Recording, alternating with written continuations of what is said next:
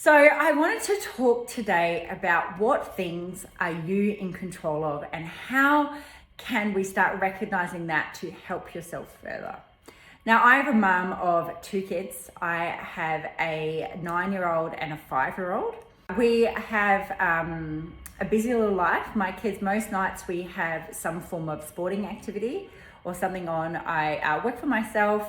So we do a bit of a juggle. I have a husband who is, he works as well, but he's also, we kind of splitting ourselves between 2 of the kids' activities at night. And that's great. It's our choice to do those things. And, I believe it's beneficial for our children. So that's why we have quite a busy life. But what I want to talk about is what I see so many mums doing is not looking after themselves and putting everything into their kids. I was at a occasion on the weekend and there was mums around and they were all talking and I felt like they were all feeding more the negativity and the woe is me and all of these things. Then I just felt they were talking about different stresses with children and all this stuff, and I just felt they were all really, really feeding it. I was just blown away, to be honest. I was blown away. Now, I understand that I feel fed up. I get times where I feel fed up and overwhelmed and I just need a breather. I get like that. I used to get like that a lot more than what I do now. And the biggest change I made was I started putting myself first. I caught myself one day saying that I couldn't go out with some friends, that I couldn't go out for lunch with them because I had to watch my daughter when my husband was home and he could watch her fine, but I had to let go of that control. And I caught myself this day doing that. And then it was then that I realized I'm putting restrictions on myself. No one else to blame but me. I felt I needed to. It was about control. I was doing that, but I was actually making myself really unhappy. So then I started to realize that I was not spending time with friends. I was doing all the work in the house. I was doing everything and, and I was taking all these things on board that I didn't need to. What I want you to think about today is, are you like me? Were you that person or are you that person? When I recognize this, I don't have anyone else to blame but me. And this is what I think the biggest thing is that we can take control of it. And when you understand, it's not a time to beat yourself up. It's not a time to, have a go at yourself, because I was doing it and I didn't even realize I was. I didn't realize it's obviously I'm a bit of a control freak and I like to be in charge and control things. But, like with that incident with my daughter, when I realized what I was doing and I spoke to my husband about it, he was like, yeah, he said, why don't you go? There was no issue with it, but it was me that created the issue.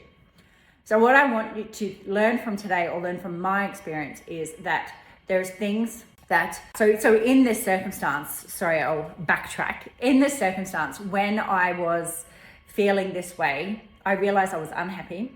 Me and my husband we were kind of like bickering a lot, and not getting along perfectly. The kids were more stressed, probably because me and my husband were a little bit bickering. We'd be okay bickering. We were doing a lot of that. And I was unhappy. And I was putting my attention on everyone else, on making sure that everyone in the family was right, making sure all my clients and all my members, that they were all right. But while I was doing that, I was drowning and I wasn't looking after myself. And I was slowly drowning and I realized I was really unhappy. But the only thing is that it wasn't because I had children. It wasn't because they were, busy, or because of, the activities. All of those things, they were all in my control, and they're all the choices that I've made. So the number one thing I recommend for you to do is take responsibility. So look at what's the things that, so in that circumstance, I was the one that wasn't letting go. I wasn't the one that was giving myself a break. I was telling myself I was very busy all the time. And yes, I'm busy, but I always had enough time to do things. Whatever you want to prioritize, you will have enough time for it. You will make the time. And I realized that I had to stop and think and work out what I actually wanted. Because I had to work out what I wanted and what I was looking for because I was unhappy and I needed to fill my cup. And we've talked numerous times before about filling your cup, but I see it happening all the time. And I was sitting here on the weekend listening to these mums all talking about how their kids are stressful and they're overwhelmed by doing this. And sometimes we're putting these rules or things that we have to do. And maybe you don't need to be doing that. It's really questioning yourself. Why are you doing that? Because what is and this is what I did in my circumstances, we've got to think about what is your long-term goal? What is the thing that you actually really, really want? And that thing that you really want, are you living according to that way? So for me, backtracking even more. So for me, what I want good quality time with my kids because I know they're going to grow older very quick. I don't know where, my son's nearly 10. I don't know where 10 years have gone. They're going to grow older and they're not going to want to spend time with us. So my goal is all about spending as much quality time as possible as I can with them now while they want to spend time with us. So then what I was doing, that's my actual end goal, but keeping myself busy, and making myself grumpy and unhappy. And when I was doing things with my kids, maybe not being 100% engaged because, I was thinking about other things, that wasn't supporting my goal. And what I had to do was reframe and really think about what did I need to do to get that, to be living towards my goal. Now, my goal is about quality time with my kids, but I also need time for myself. And what I found is that when I started putting myself first, I put more time in for myself, I was able to be a more switched on mum and be a more present mum with my children. And that was a game changer. And I see lots of mums struggling with that when I keep saying to them, you're feeling, they're telling you they're feeling overwhelmed. They're feeling, like at a breaking point and they don't know what to do. But the thing is, that when you look after you'll be better for them. You're also teaching your children to look after themselves too. And that's what's super important because you don't want, when I kind of had my breaking point, I realized I was unhappy. So what I want you to take away from today is think about what are the things that are going to fill your cup, or how can you start to put yourself first? Now, understand that putting yourself doesn't make you selfish. It doesn't make you a bad mum. It actually makes you a good mum because you will be, once you start to do it, trial it for me for a month. Trial it and you will see that how much more quality time you have with them. I worked out things like that I did need some time on my own. I did need some time away from my kids because I just felt that I wasn't getting a break. And then when you're not getting that break, then you tend to be more snappy with them, grumpy. I went and prioritized some different form of exercise away from the house. Again, this was putting myself first. And then instead of trying to do everything around them or with them still there, because then I was like only half-assing everything. I also had I had the time that I could do that. So I started prioritizing that. I looked at how I jigged some of my work and my work hours. When years ago, I would be running all the classes, and then on the weekends, I would spend hours doing paperwork and reconciling things. So then I went and got help in different areas, which meant that I didn't have to do that paperwork so I could spend time with kids. And just recently, I've given myself a day off during the week, and I had my first full day kind of Friday just gone. And I was able to get everything organized that I needed to on the weekend. So things like I got the food shopping done, I got it all, I got the fruit and veg, and I was able to get it put away. I was able to have all that stuff organized. I was on top of the washing and the other things in the house. I was on top of my work, so that it meant on the weekend, I didn't need to look at my phone. I didn't have to try to juggle a million things, which I'm always trying to do. As everyone says, I probably take on too many things. So that was another thing, is I started saying no to things. I'm realizing that, you know, this time is precious. You know, what's the things that's supporting. So it made a huge difference. It made a huge difference. And this weekend, like I said, on Friday, I got all that stuff organized. So it meant I didn't have to go, you know, shopping or that on the weekend. So it meant on the weekend, I actually had time to sit and be present and do things with my children, which is supporting what my real end goal is. So I just want you to think about, how can you start putting yourself first? When you listen to yourself, when you are maybe feeling overwhelmed, grumpy, you know, there are things that you can change. I was really stuck in my thinking. I was stuck in my thinking that, nope, this is how it has to be. The beach is a great de-stressor for me. I told myself I didn't have enough time to go to the beach because I had to always be working and I could only do it between these times. But I did have enough time. I just had to think about how I could rejig things. So if you feel like you don't have enough time to exercise, you don't have enough time to, you know, do anything for yourself, you know, you can't fit this stuff in, I know you can. I know you can, no matter what your circumstances are. And we can just take a moment and, you know, take a moment to really think about what's the things that you need in your life to make you feel good, because you will be better for your children. You will be 1,000 times better for them, because that you'll be more relaxed, you'll be more calm. I also looked at, you know, again, because I was very good at saying I was busy and I didn't have enough time, but I realized that me being busy was keeping me safe. It was keeping me safe. I could tell myself I was busy, but it was my excuse to not actually take action steps to be able to move forward. So you may be in that category too. So so I caught myself doing that, saying I was busy all the time and I didn't have enough time and I couldn't do this. And I looked at rejigging things.